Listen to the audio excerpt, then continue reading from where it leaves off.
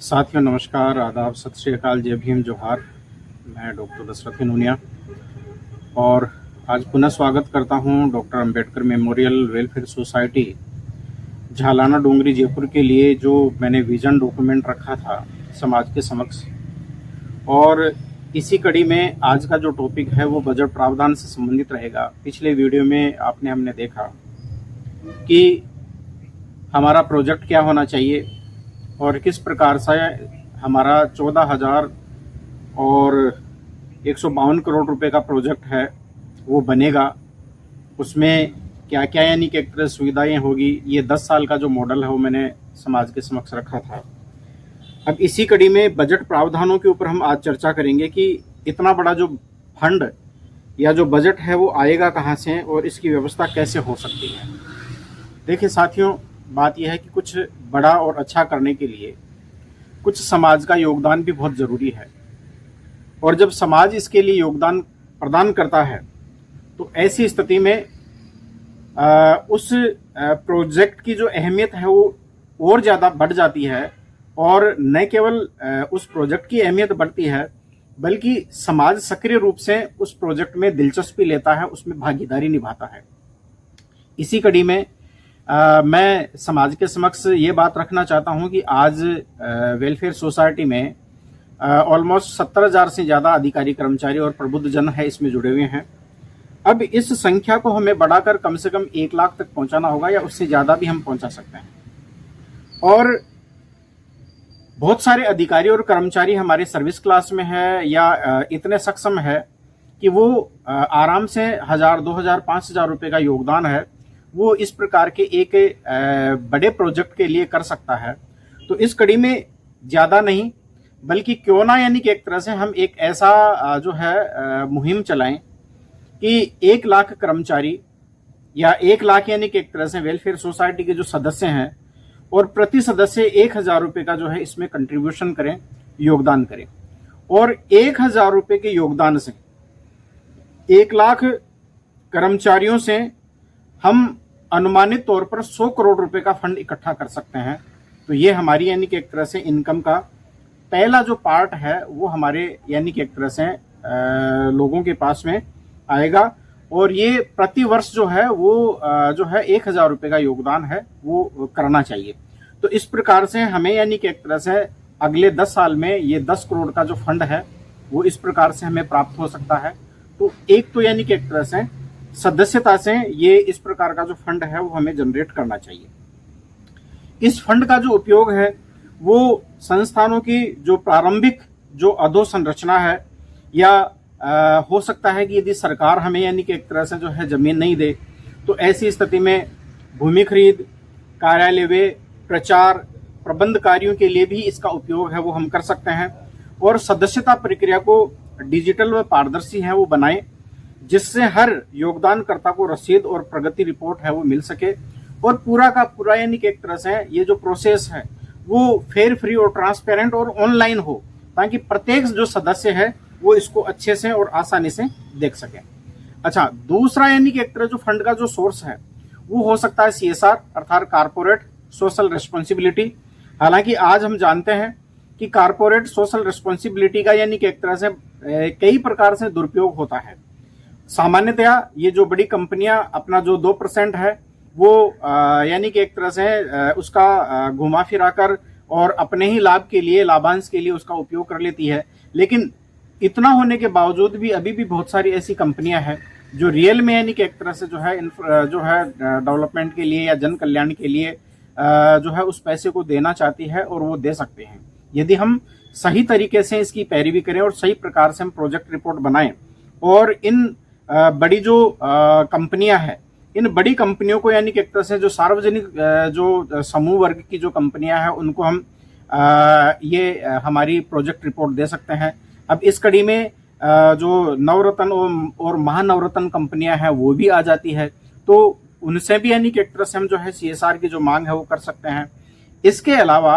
जो बड़ी यानी कि एक तरह से और दूसरी मल्टीनेशनल जो कारपोरेट कंपनियां हैं उनसे भी यानी कि एक तरह से इस प्रकार की जो है मांग है वो की जा सकती है। और उसके लिए एक सही रणनीति के तहत प्रपोजल बनाकर और उनके जो एग्जीक्यूटिव्स हैं या जो डायरेक्टर्स हैं उनको हमें भेजा जाना चाहिए उनके साथ में बराबर यानी कि एक तरह से संवाद स्थापित करना चाहिए और इस प्रक्रिया को यानी कि एक तरह से जो है हमें निरंतर आगे बढ़ाना चाहिए और हमारे प्रोजेक्ट को जो है एक पब्लिक प्रोजेक्ट के रूप में हमें पेश करना चाहिए। तो इस दिशा में यानी कि एक तरह से हमें सफलता मिल सकती है। और इसका कानूनी आधार क्या है? क्योंकि कंपनी अधिनियम 2013 की धारा 135 के अंतर्गत CSR जो फंड है वो 2% है, वो इन कंपनियों को जो है वो खर्च करना होता है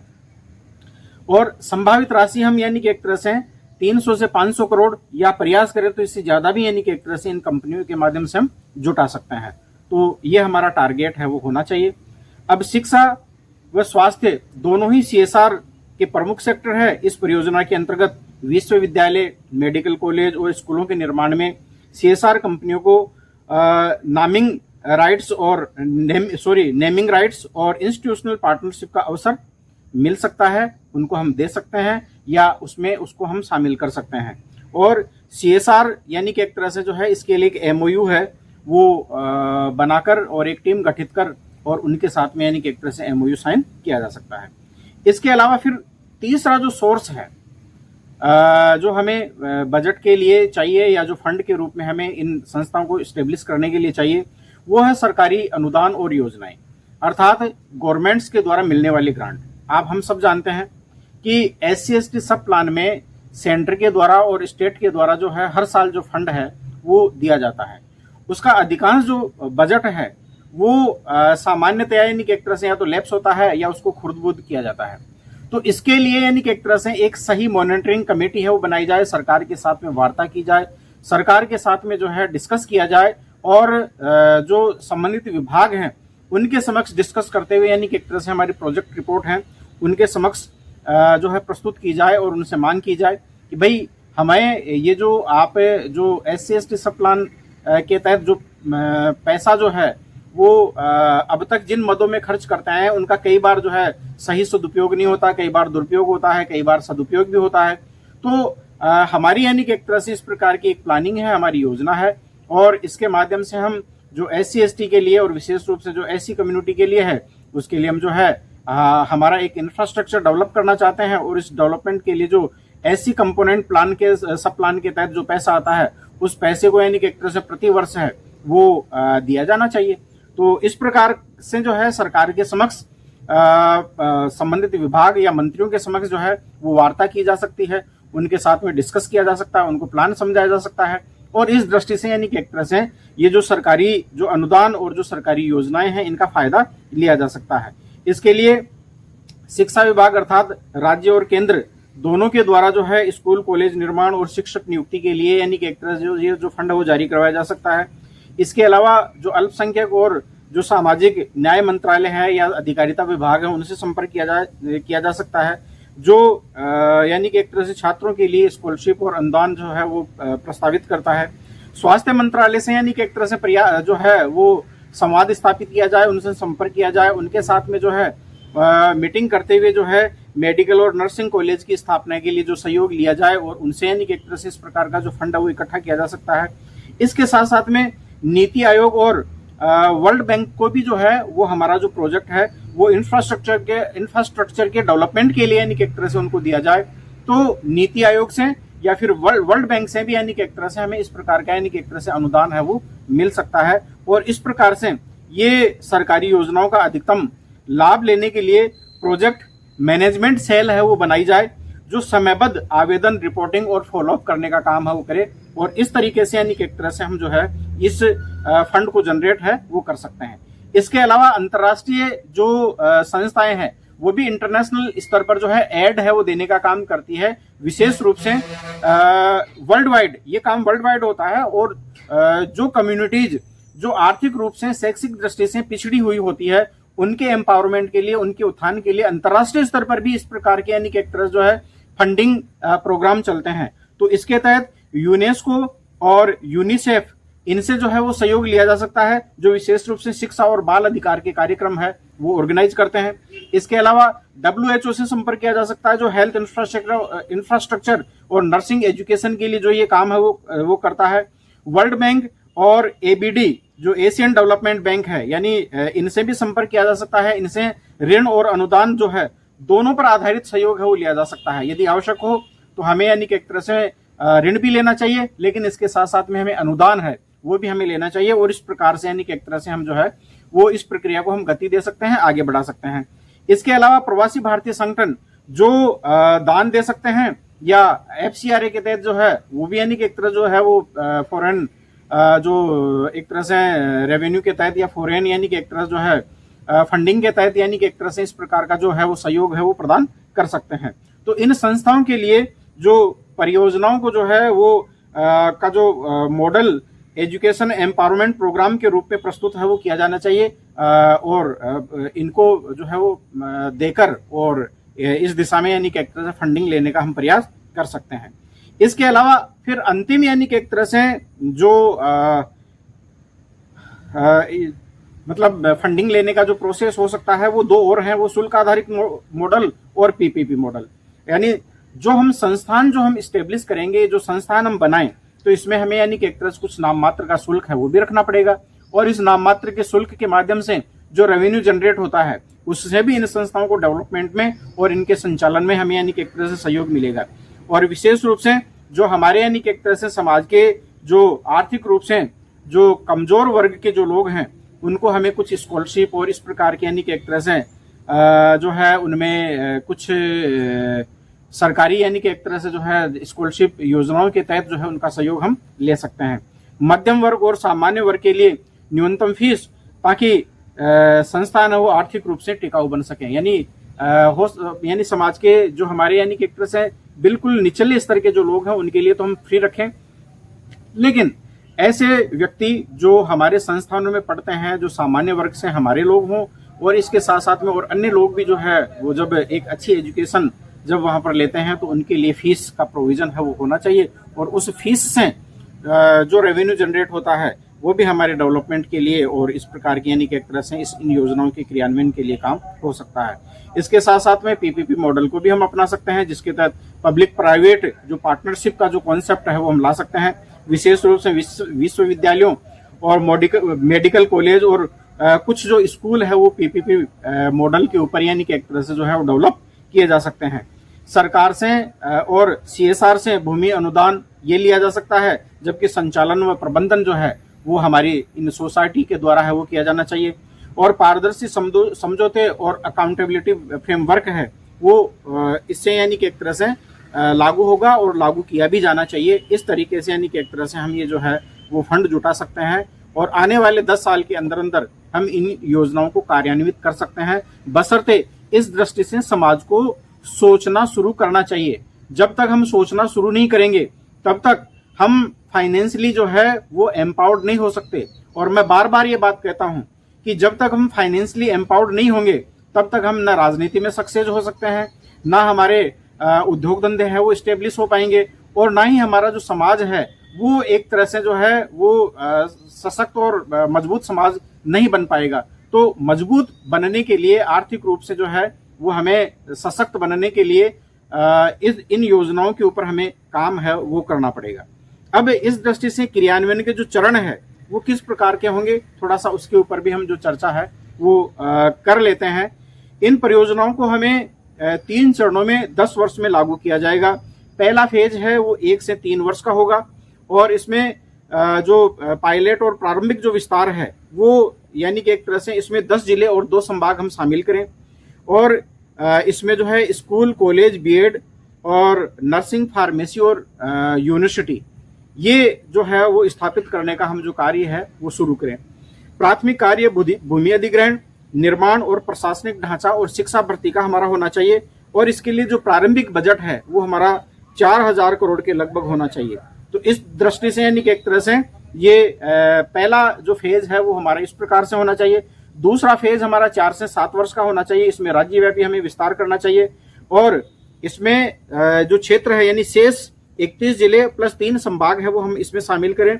इसमें निर्माण यानी कि एक तरह से सभी संस्थानों की स्थापना का जो है कार्य हमें करना चाहिए, और इंफ्रास्ट्रक्चर, फैकल्टी भर्ती और यूनिवर्सिटी संचालन के लिए यानी कि एक तरह से अब तक हम इस प्रकार से यानी कि एक तरह से अपने आप को प्रिपेयर करें, और ये काम हमें करना चाहिए। और इस दौरान हमारा जो बजट है वो 6000 करोड़ का होना चाहिए। और तीसरा हमारा जो फेज है वो 8 से 10 साल का होना चाहिए। और इस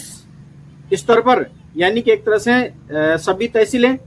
जो है हमें इसमें शामिल करें और सीनियर सेकेंडरी स्कूलों का जो निर्माण है वो यहाँ तक करें। इसके अलावा जो है शिक्षक भर्ती, समुदाय सहभागिता और गुणवत्ता पर यानी कि एक तरह से जो है नियंत्रण है वो हमें करना चाहिए। इस दौरान का हमारा जो बजट है वो ऑलमोस्ट है वो 4000 करोड़ के लगभग होना चाहिए। और इस प्रकार से यानी कि एक तरह से हम इन योजनाओं को जो है आने वाले 10 साल में हम कार्यान्वित कर सकते हैं। और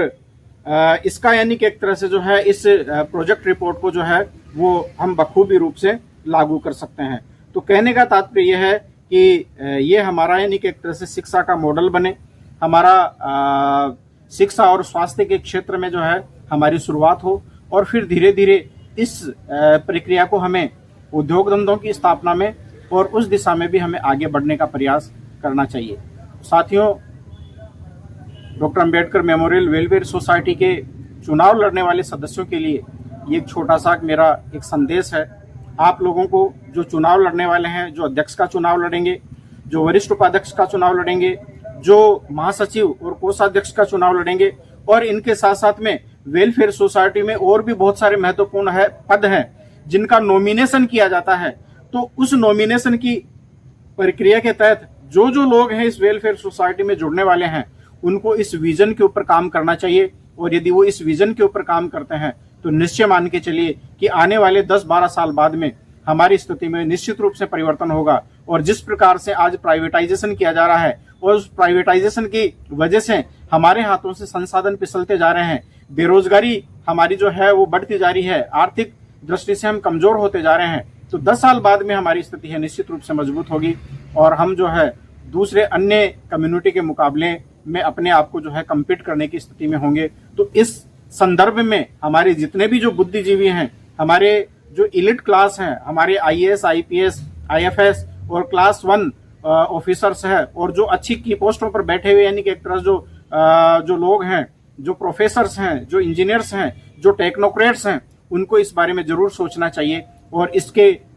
ऊपर जो है विचार करते हुए इस दिशा में आगे बढ़ना चाहिए। यही यानी कि एक तरह से मेरा जो है इस संदर्भ में ये एक छोटा सा एक विजन है। तो ये मैंने जो है विजन है वो सोसाइटी के समक्ष रखा है। इसके ऊपर मंथन करें, चिंतन करें और विचार करें। इन्हीं के साथ आप सभी को मैं एक बार पुनः निवेदन करना चाहता हूं कि संविधान, सत्य, विज्ञान, मानवता, मानवाधिकार और अंतर्राष्ट्रीय कानून, पोस्ट फेमिनिज्म और अम्बेडकरिज्म में विश्वास करते हैं। आप विश्वास करते हैं ज्ञान, विज्ञान, मानवता में, इक्वलिटी, लिबर्टी और फ्रेटर्निटी और जस्टिस में, तो निश्चित रूप से जो है आप हमसे जुड़े। इस चैनल को जो है जो सक्सेड अम्बेडकरिज्म के नाम से जो चैनल है इसको आप जो है सब्सक्राइब करें। इन वीडियोज को जो है प्रत्येक अम्बेडकराइट हमारे जो राजस्थान के जो लोग हैं उन तक इसको पहुंचाएं और इस दिशा में जो है सोच विचार करने का कार्य करें। तभी हम समाज को एक नई दिशा दे सकते हैं। तो बहुत बहुत धन्यवाद साथियों हमसे जुड़ने के लिए, और आप अब तक हमारे से जुड़े रहे, आपने वीडियो को पूरा देखा, इसके लिए भी आपका बहुत बहुत धन्यवाद।